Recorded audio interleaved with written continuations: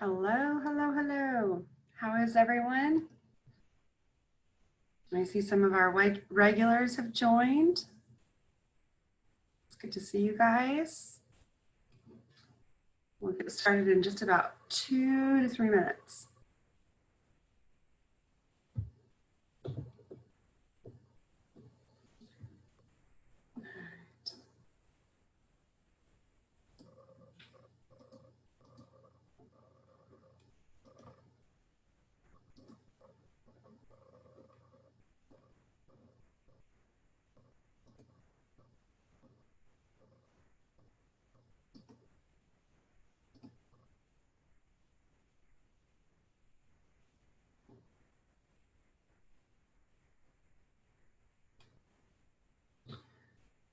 So for those of you watching, let me ask a question. Are you able to see the video and the PowerPoint or just the PowerPoint? You can answer me in chat.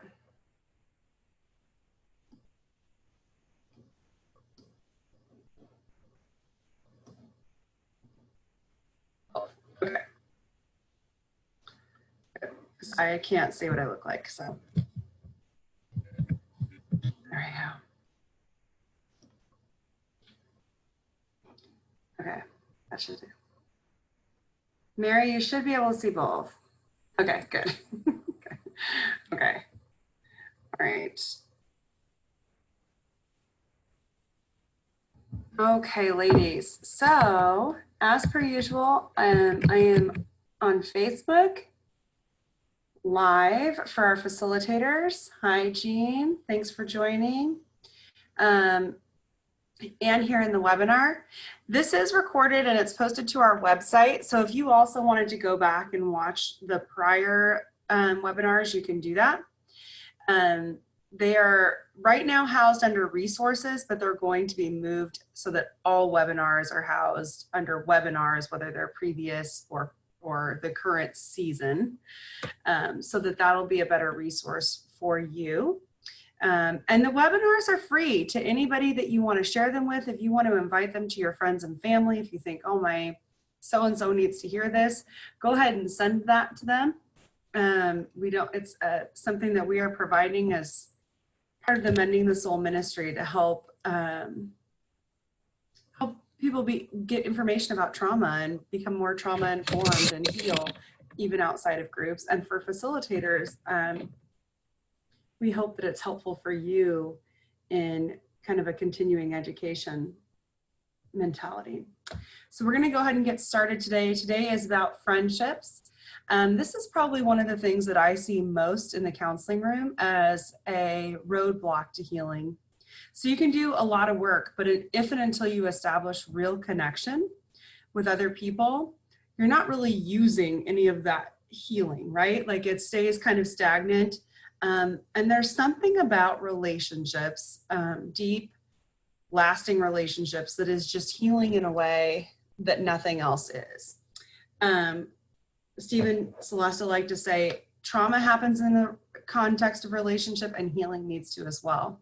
So whether that's the therapy room or a small group or beyond, I really honestly think that once you have healed from a lot of the really hard stuff, there is endless amounts of healing that can take place within friendship and community. So that's what I hope to talk about today. Hope to give you some background, biblical knowledge, clinical knowledge, and then also to build on practical skills. So I think we should just start with what is love and what is friendship, right? When we have trauma, a lot of times we develop some weird ideas about what relating should look like. And I'm just going to go back to scripture here. A sweet friendship refreshes the soul is definitely true. And then these are kind of the backstops of any friendship that you're going to have. 1 Corinthians 4-7, which is read at almost every wedding that's in the church. If you don't even have to really be church to know this. Love is patient, love is kind. I think if you take these qualities and apply them to the people in your life, they should be true for the most part. We're all human and make mistakes, but if you are allowing someone into your inner circle, these should be qualities that those people have. And then be kind and compassionate to one another, forgiving each other just as in Christ God forgave you. So we're going to use those as the guiding principles for our relationships. I hear a lot among church people, I'm good. Jesus is all I need. I don't really need other people. I know relationships are hard. I know I should be satisfied with just having God in my life. A lot of people that feel like they aren't good at relationships because of their trauma, they think, well, I guess I just have to be satisfied with Jesus. And here's the thing. Jesus is your sufficiency for salvation and your sustenance for spiritual living. He is all of those things and more. He never intended to be your only friend. That is not the created design. It is not how he wants you to relate. And guess what? Jesus had friends, and he had different kinds of friends. And so if we look at scripture, we see that Jesus traveled with approximately 70 to 90 people. And that was pretty normal back then for rabbis to travel with a group of people. If you think about maybe what you learned in history about Aristotle and Plato, they had schools of philosophy. The same was true for rabbis. They had followers that would follow them, and their responsibility was to teach those people. Sorry, I'm going to adjust so you can see my hand motions. So he had this large group. We see in Luke 10 that he sends out 70 to go and evangelize, to go and preach. And he keeps, it sounds like he kept his 12 closest with him when he sent those 70 or 72, in some places it's recorded. But those 70 traveled with him, and were probably the equivalent to what we would call like a small church. So they were friends of his, they ate with him, they partook with him, they fellowshiped with him. He related with them. These are probably the people he needed a break from when he got in the boat and went across into the lake, right? We've all been there. And then there were the 12, and we all know the 12 from scripture, the 12 disciples. And these were his good buddies, and they lived together, and they hung out together, and they ate together, and they traveled together. And then there were the 3. And these were his closest friends. And we also know that he was close to Lazarus. He wept when Lazarus died. So we know Jesus did friendship, and Jesus did friendship well. And so if we are to be imitators of Christ, we need to learn to do that, and also acknowledge a need for communion and companionship. That is an intrinsic need. So I talk here about relating and intimacy as present before creation. We're created in God's image. God is not one single solitary, isolated person. He is 3 persons in one. And so even in the person of Jesus, there is not isolation. As creations of a relational creator, relationships are an intrinsic need that we have for emotional, physical, and spiritual health. I see a few of you jumped in late. If you have questions, go ahead and type those into the Q&A or into the chat. I'm going to try to watch it all. Open my chat so you can see that come in. And then if you're on Facebook, I'll answer that stuff at the end because it's hard for me to watch too many windows at the same time. So there's a lot of research around loneliness. You may have heard some of this years ago. If you're old enough, you might remember that orphanages in the Eastern Bloc countries like the Ukraine, Russia, were just so full of kids that those kids were oftentimes just left without any human contact, and they resorted to like self-harm in their cribs because they were so lonely that they needed to feel something. And so they would bang their heads against their cribs, but their brain development was extremely arrested to the point that if and when they ever did get adopted, those family situations were really difficult and not successful because they had not developed the parts of their brains necessary for a relationship because of the extreme isolation and lack of human contact. So we know that human contact is necessary. If you consider that a lot of times trauma victims are extremely depressed and anxious and relationships are difficult because they've been hurt, it only exacerbates these things, or starts to build, and then it gets even harder to make friendships, right? Studies have shown that isolation in children creates an increase in stress hormones that create increased risk for physical and mental illness in adulthood. Isolation in childhood can impact the development of the prefrontal cortex. So that's this part of your brain that's responsible for executive function and cognitive function, your reasoning. So some of the behavioral things you might see in these children are some obstinate defiant disorders, and in adulthood this will look like the inability to connect with other people, aggression, violence. I also saw some research when I was preparing for this that showed that mice in isolation showed the following behaviors. They were increasingly aggressive towards other mice. They showed a persistent fear. So that fight-flight mechanism, theirs never turned off. There was hypervigilance that showed itself through hypersensitivity to threatening stimuli. When encountering a threatening stimulus, these mice that have been socially isolated would remain frozen much longer than a mouse that was not isolated. And there are a bunch of other things that that study showed, but those are kind of the keys. And I think this is true in people too. I think we see that the longer that you are isolated, the longer that you go without friendship, the longer that you go without connection, the harder it is to make those connections. And the more hypervigilant you are, the more you're watching to see what the interaction is like. You're reading the facial expressions, you're reading the emotions of the other person. Are they judging you? Do they like you? Are they safe, right? So the less contact, the harder it is to make that contact. Carrie, yes, once it's recorded, there will be a link posted to the webinar page, and you can direct people there. That's probably the best way to do it. It'll be in a couple of days. It takes a couple of days for it to upload and all of that. But yes, you can share it. And I am going to try and post it to the Mending the Soul public Facebook page if that's helpful. Okay, so how does trauma impact our ability to relate? So PTSD, CPTSD has a direct impact on the brain's ability to determine safety. So we talk about this a little bit in Mending the Soul, that when you have chronic trauma, persistent trauma, or relational trauma, it tells the brain, like, beware, right? You're in fight or flight all the time. And because of this, it impacts the ability to establish trust, establish closeness, or even to participate in healthy conflict. So this could be demonstrated by, when I'm hurt, I shut down and I run. I don't communicate at all.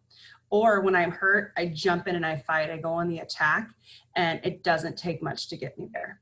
So I know I experienced that before I had healing, and I definitely know that I saw it in other people. The other thing that can happen is because of depression and anxiety, there's a loss of interest in social activity. So there's not even really a desire. There's this intense feeling of being other, of not belonging. I hear this all the time. An inability to relax in the company of others, uncomfortable in one's own skin, feeling numb or dead. So this is all stuff we talk about in Mending the Soul Basic, right? These are just some things that I've had people say to me. I'm uninteresting. Nobody's interested in anything I have to say. I have nothing to offer. I don't have anything to bring to a relationship. And this really speaks to that deadness, that feeling of worthlessness, numbness, like there's just nothing here. I'm completely disconnected from myself. People don't like me, or people wouldn't like me if they knew me. And other women are mean to me. So women, ladies, we struggle with this big time. I can't even tell you how many women have said to me, I just can't be friends with women. I'm fine being friends with men. I just can't be friends with women. No, you just are hurt. And so let's heal the hurt, and then let's establish some relationships with women. I think that this comes from a lot of wounding from mothers. I think that we women say things about other women that are not necessarily good or right, that is just perpetuated by really bad cultural norms. But this is definitely a lie that a lot of women carry around that is damaging. Women need other women, and we need to learn to be kind and non-judgmental to other women. So if that's something that you're repeating in your head, pay attention, because that is not true. You can be friends with other women. And women, good girlfriends are the best kinds of friends to have around, especially once you're married and your husband can't beat a good girlfriend, right? Like there are just those times you need a good girlfriend. I want to quickly talk about trauma bonding, because this is something that can sometimes happen in a group. It definitely happens for survivors who have not really stepped out of victim mentality into survivor mentality. So trauma bonding can be a couple of different things. It can be in a, like, let's say, for example, a domestic violence situation, that you are so bonded to your abuser that you find yourself caretaking and helping your abuser, maybe even helping them abuse you. And that's a trauma bond, right? It can happen with siblings who were in an abusive home, that the bond between the two of them is the trauma. And so it's oftentimes, we see this when foster kids are placed or adopted, that it's actually less beneficial for them to be placed together because of that bond. And so oftentimes they're separated because they're healthier apart, because the bond is not a normal sibling bond. It can be seen in friendship, when friendship is established surrounding trauma. So I meet Susan, and Susan and I meet for coffee, and our whole conversation is about trauma. And the next time we meet, our whole conversation is about our trauma. And we never move past that. So the only thing we're connecting on is this really painful story that's connecting us. It might even be a shared story. Sometimes it's establishing a connection that looks the same as the one from our abuser. So I might have dated Adam, and Adam was physically abusive and emotionally abusive, and it was a roller coaster, as all domestic violence situations are, right? And then that ends and I move on and I end up with Bob. And while Bob doesn't hit me, it's this same roller coaster. And so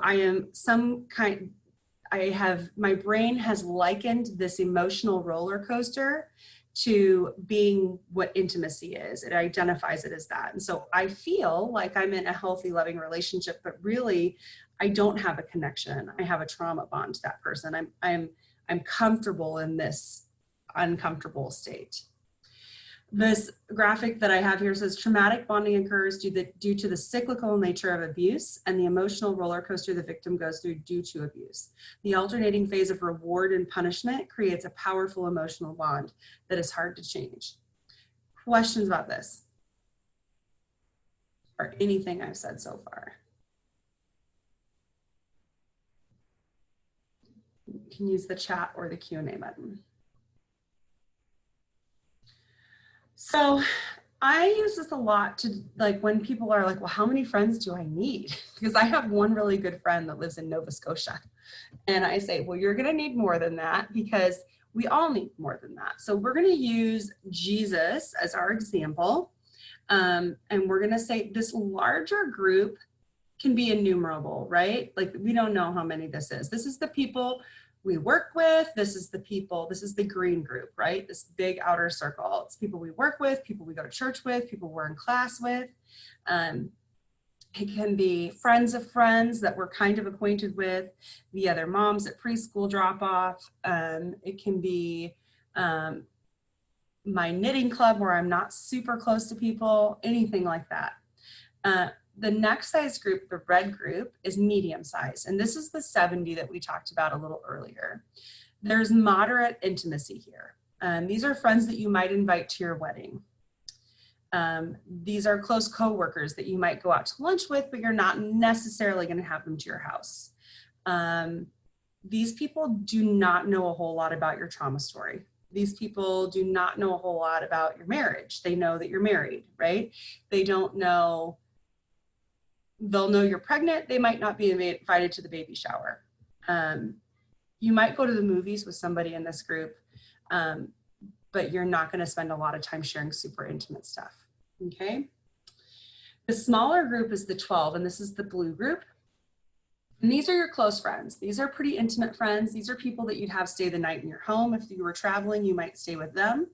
These are people that you might go on a trip with because it's that comfortable.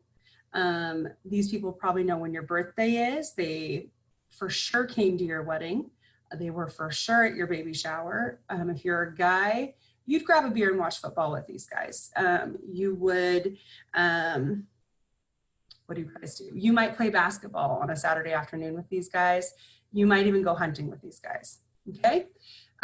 These are folks who know the basics of your story. They might not know all of your feelings or the things that you're still struggling with, but they know your story. They know you have a story. And then we have the smaller group that's like 1 to 3 people. You're not going to have 15 people in your white circle because that means you're not being healthy with your boundaries. So it's really important that you have these concentric circles, these different levels of intimacy in your friend groups. Everybody should not know everything, because then you're not protecting yourself. So the small group of 1 to 3 is your closest friends and your spouse.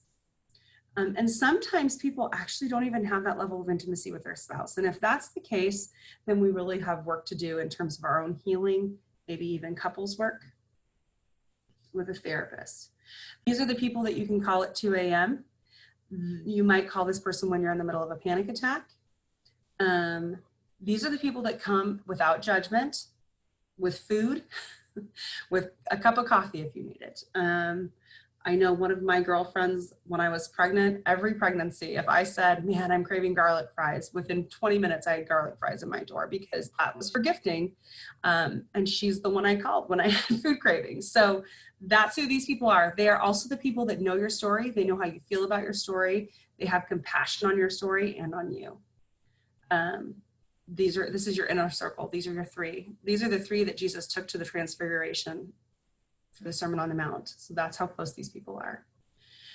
So this is the goal, is to develop, and obviously I hope it goes without saying that I don't want you counting your friends. I do think that in that center circle, the goal should be to move people that are trustworthy and safe from the outer circles as they demonstrate safety, so that you do have 1 to 3 people that are safe and trustworthy, that know you and see you in that inner circle. So where do we start? How do we do this? Healing is the first thing, because if you don't do that, you're not going to be safe for anybody, and your friendships are going to fall apart. I would start with mending the soul. I think that's a good place to start if you haven't done that. There's a chapter on isolation and brokenness that is really helpful, especially if this is an area that's hard for you.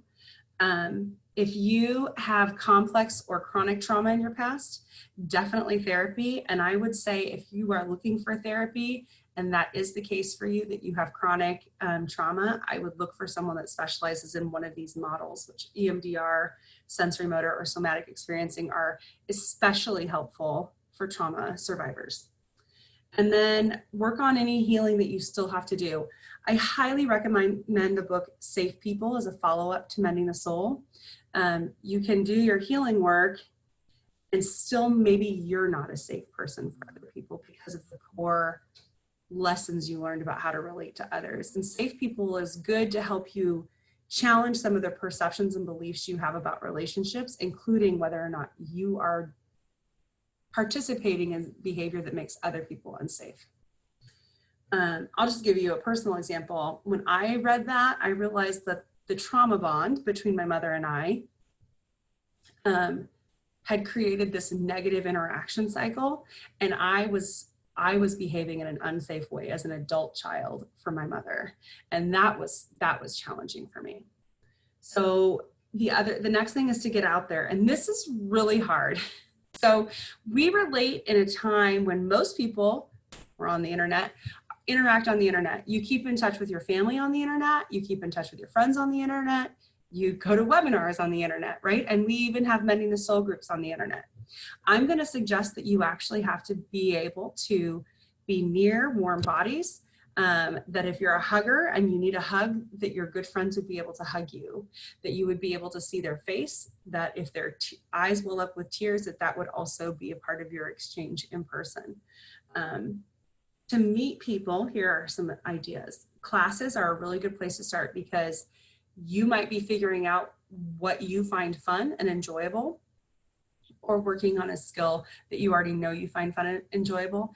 And chances are there's going to be people that are like you there, your kind of people. So some ideas: art class, yoga, woodworking, creative writing seminars, cooking, dance, community college classes, a Bible study at church, a MOPS group or a men's group, Celebrate Recovery.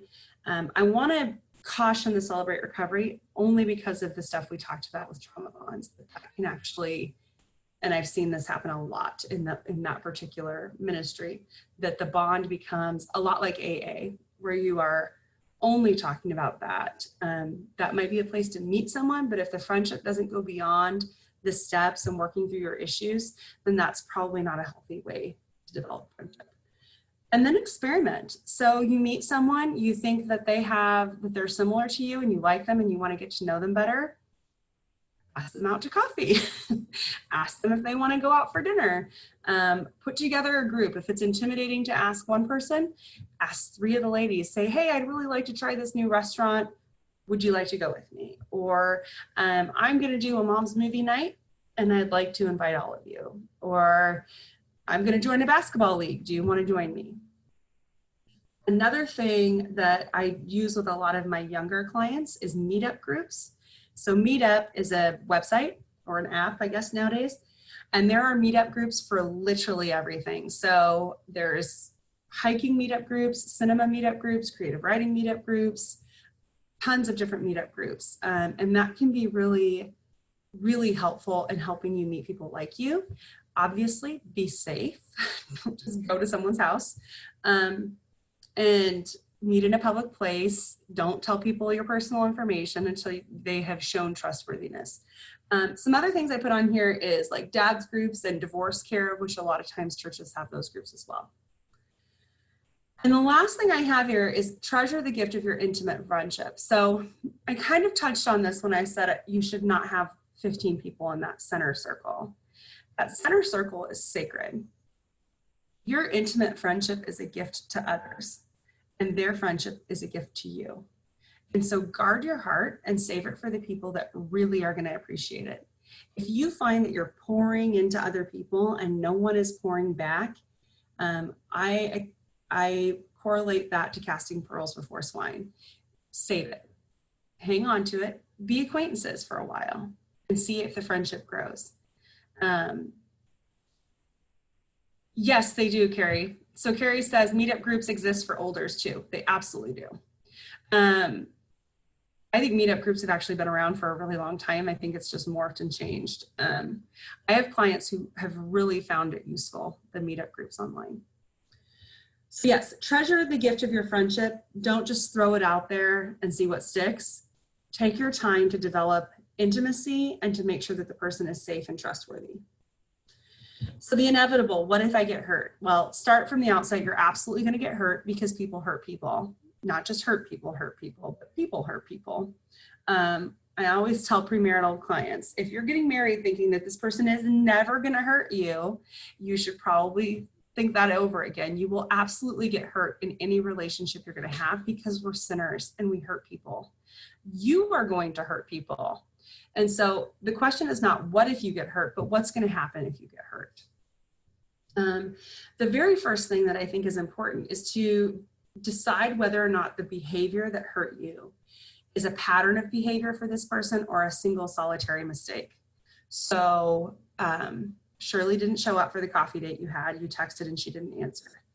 Is this going to be every time you have a coffee date, every third time you have a coffee date? Or did she get in a car accident? Or did she get overwhelmed with her schedule and it's a one-time thing that won't happen again? So figuring that out might actually take 2 coffee dates, right? But don't jump to, I'm worthless, she doesn't want to be with me. Don't jump to, I can't be friends with women, they're unreliable. So you want to challenge those negative cognitions and actually look at the evidence and decide if this is a pattern of behavior or if it was a single incident that actually needs to be afforded some grace. Was the mistake a character flaw or an opportunity to be vulnerable? So I can think of another example. When I was early on in my healing, I have a really good friend who is always on the go. And she would always try to schedule me between things. And so she'd be like, well, when do you want to meet? And when are we going to be done? And I always felt very like rushed and felt like I wasn't a priority. Like she wanted to move on to the next thing. That's my stuff. It might be hers too, but I should also be able to just meet for an hour if that's the time that she has and that works for me. So I had to have that conversation of, hey, can you schedule me at the end? Because I feel really pressured and rushed by being slotted between 2 things. And that took a lot of vulnerability for me to say, because what if she said no? And I liked this person and she was a lot of fun, but I was vulnerable and I asked for that and she listened, and it's actually really helped grow our friendship. And what it said to her is, I actually really value my time with you and I don't want to rush it. I enjoy my time with you. I value it. Can we schedule a time that we're not limited by a busy schedule? So that I would have also learned very quickly if that was a character flaw for her, that she was avoiding intimacy by making sure she wasn't with someone for too long. So test those things out and watch and pay attention and see what happens. And you'll feel it. Like you will feel, oh, that response didn't feel good. So I'm going to note that and pay attention to that. And then I mentioned this previously, are you a safe person? So make sure, I would again highly recommend reading Safe People by Cloud and Townsend. How do you react when someone says that you've hurt them? So it's easy to judge the reactions of others when we bring our hurts to the table. But as survivors, are we overreacting or underreacting when someone says that our behavior is hurtful? Are we apologizing? Are we seeking reconciliation? Or are we resting in that defensive mode and unable to really acknowledge the hurt that we've caused and make it right? And then how do I be healthy when I'm hurt? So this is, the hurt has happened and now what do I do? So the big thing is healthy communication. Working up the guts to say, hey, when you did X, I was really hurt. And I think anybody that's ever had to say that knows that requires a lot of vulnerability, because now you're not only being vulnerable that you're hurt, but you are opening yourself up for the person to say, oh, I know I meant to hurt you. Or no, I didn't. Or anything else that doesn't acknowledge your pain, which can be very painful, almost sometimes more painful than the first hurt. And then here's the thing. If you healthfully communicate your feelings and emotions and the person reacts in a really bad way, in an unhealthy way, you have your answer. That person doesn't belong in your inner circle. They might not even belong in your outer circle. They get voted off the island, as I say. So distinguish those patterns from this isolated incident, or it's a pattern of behavior, in which case that person might be an abusive person. It might not be a good friendship for you. Sometimes people that have similar wounding can really just bump up against the soft spots in your life. They might bump up against your wounding in a really painful way. And that person could be a really sweet, nice, healthy person. They're just not a good fit for you. This is true in dating, which we're going to talk about next time. And it's true in friendship as well. But sometimes the wounding is just too triggering for the two of you. And you can love them from a distance. What are your boundaries going to be around time, around communication, around intimacy? You should definitely be thinking about that. What are you going to share about your story? So this is especially true for people that have been isolated for a long time. There can be an awkwardness to those initial stages when you're not sure what you have to share other than your trauma. And this is why it's important that you do things. Whether it's you're reading a book, or you're knitting, or you're sewing, or you're playing basketball, or video games, or whatever it is, develop a sense of what you are, who you are, what do you do, what's interesting to you. Maybe it's watching science shows. Whatever it is, have something to talk about other than your trauma when you're first meeting people. And it's okay if it's rehearsed. 100% okay if you rehearse it in the beginning. In fact, I would say if you struggle with anxiety, rehearse it, because then it flows more naturally. And then what are you expecting from the relationship or the friendship? If you don't have any friendships right now, and you are going to be seeking new friendships, you cannot expect these people that you meet on day one to treat you like they treat their best friends. That takes a long time. And you have to earn their trust and demonstrate yourself trustworthy and safe, just like you're expecting them to. So take your time. For every success, pat yourself on the back. You went to the party, you went to the meetup group, you went to the Bible study, you said your rehearsed piece, you watched people, you identified people that you thought were interesting, and it was a success. Or you learned from it. That group wasn't for me. I actually don't find those things interesting, and I'm going to try something different.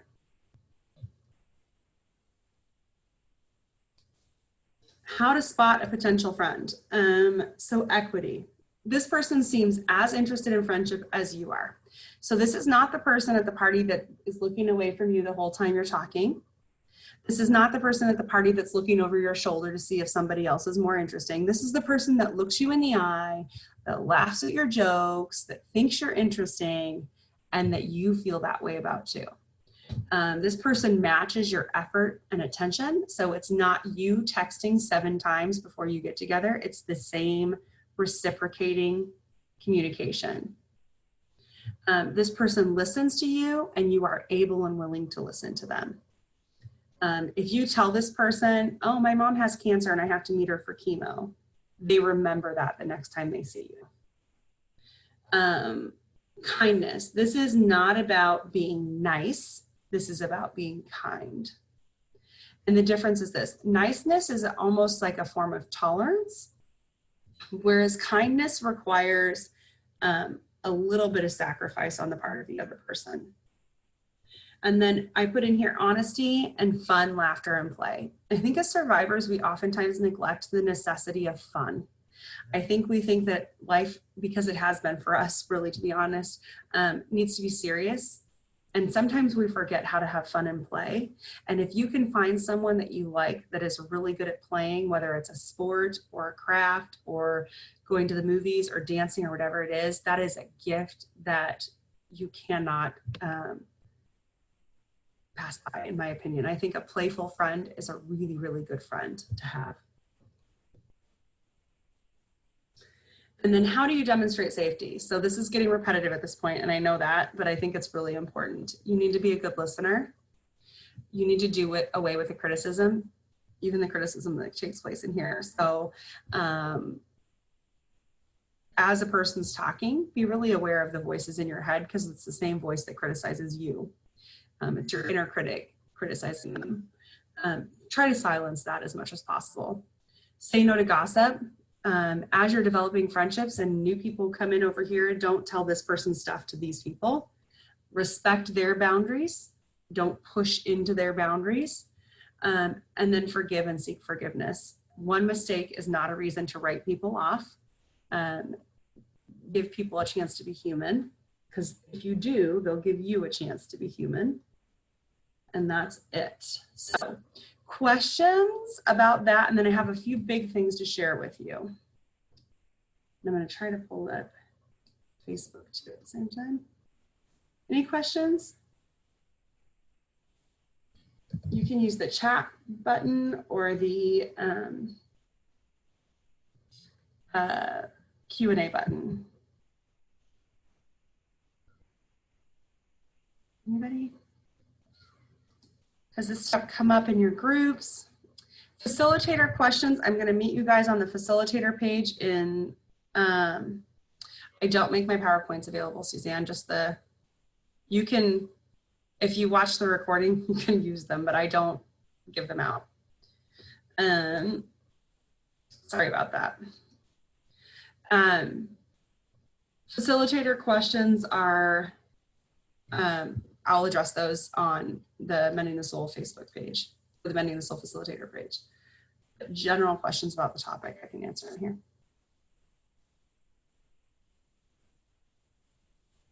Does the abuser bond to the person being traumatized? Yeah, for sure.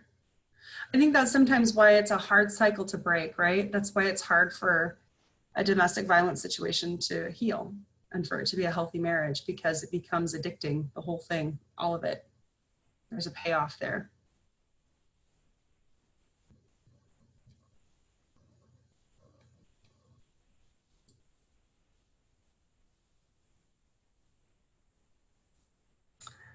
Kath, I think it's a sign that you've done a good job. They've experienced acceptance. Kathy says, my participants don't want to leave once we finish group. It's a really good time to introduce them to something like this. This might be something you get together and watch this webinar the last time. They're probably afraid because it's the first time in their lives they've ever been accepted by somebody. They've told their story and they haven't been judged. So good job to you for providing that environment. And now, little birdies, it's time to fly. So it would be unhealthy if you stayed in contact with them. You want to encourage them, if they have established friendship in the context of that group, stay in touch, but warn them about the trauma bond. The group context is about abuse. So have they built relationship outside of that? And how are they going to do that? How can they do that? I would recommend Safe People to anybody. You don't have to have done Mending the Soul to do it. I think it's really hard to be a safe person if you don't do your own healing, but it is phenomenal. And it's a short read. Boundaries is big. Safe People is, I mean, it's maybe 8 short chapters. It's a very easy read, and it's not super heady. Any other questions?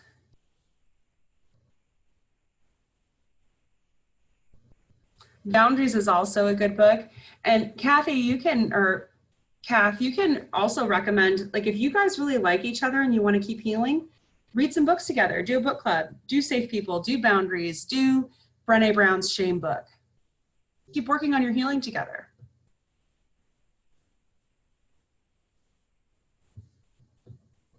Anything else, ladies? These are really good questions. Thank you.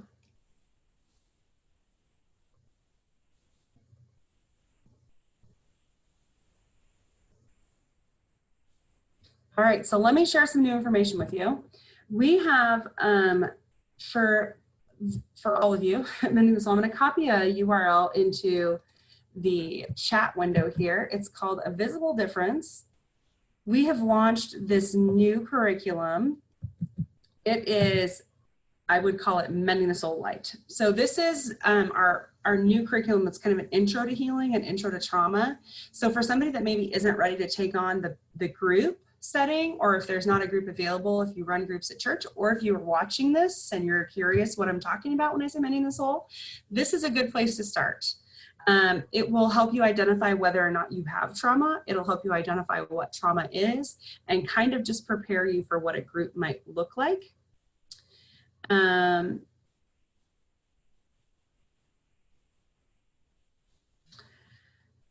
Sorry, I'm reading questions. See, I can't do 2 things at once. So this website, it is the Mending the Soul website. It's, but this particular thing, Discover under A Visible Difference, is really helpful. That is kind of where we're funneling people prior to Mending the Soul Basic if there isn't a group available to them right away. So I wanted to let you guys know about that. Also, we have raised over $36,000 for this month's campaign, which we are doing in lieu of our annual fundraiser. So we're doing the November campaign, and then there's a December campaign. The good news about November, if you haven't given and you still want to, is that we have a donor that is giving a $50,000 match. So for every dollar you give, it's $2. So if you have not donated to Mending the Soul ever, I want to tell you a little bit about what your money goes to. So book sales, I know this was a question I had. I'm like, our books are beautiful and they're not cheap. What am I paying for if I'm not supporting Mending the Soul with the books? That does support Mending the Soul to a certain extent, but it's not our entire budget. We do a ton of work in Africa. In fact, I think our African facilitators outnumber our American facilitators right now. Steve and Celesta have created a Mending the Soul book that uses African culture. They work with refugees, former child soldiers, and women that have been abused as a result of warfare there. And their work is really fantastic. We also do trainings in churches and speak and hold different things across the country. We're developing new curriculums all the time. So all of that costs money. And I highly encourage you, if you feel led, even $10. And if you could do $10 a month, that's 2 cups of coffee the way I order my coffee. And you can do a monthly giving thing, be hugely beneficial to us. So I highly encourage you to do that. You go to mendingthesoul.org and click on give. And you can see your money do wonderful things in the lives of hurting people. Also, when you purchase books, when we work with street kids or when we work with women that have been trafficked, oftentimes we scholarship those women. And so part of your proceeds do help, part of your paying does help women who are not able to do it on their own, do it. And your giving would support that as well. So I'm going to keep mentioning it because I'm passionate about it. Our goal is $100,000 this month. We're not there. And the last day of this initiative is December 3rd. So I'm going to challenge you to just give in the interest of the season. Susan, I've read Safe People and found it super helpful. I was wondering if I should suggest it to the ladies that I'm talking with. I would actually send them through a visible difference. If they haven't done the group, send them through that first, then do the group, and then they can read Safe People. If they're women that you're vetting and working with, send them through a visible difference first. And that URL is in the chat window if you click on chat. Any other questions? All right, feel free to email me or catch me on the Mending the Soul Facilitator page if you're a facilitator. If you tag me on the public page, I'll check that. I don't manage that page, so you'll have to tag me if you have a question on that one. Okay. All right, ladies, have a wonderful evening. Thank you for joining, and gentlemen, if there are any on the line. Mostly ladies. Thank you, guys. Have a good night.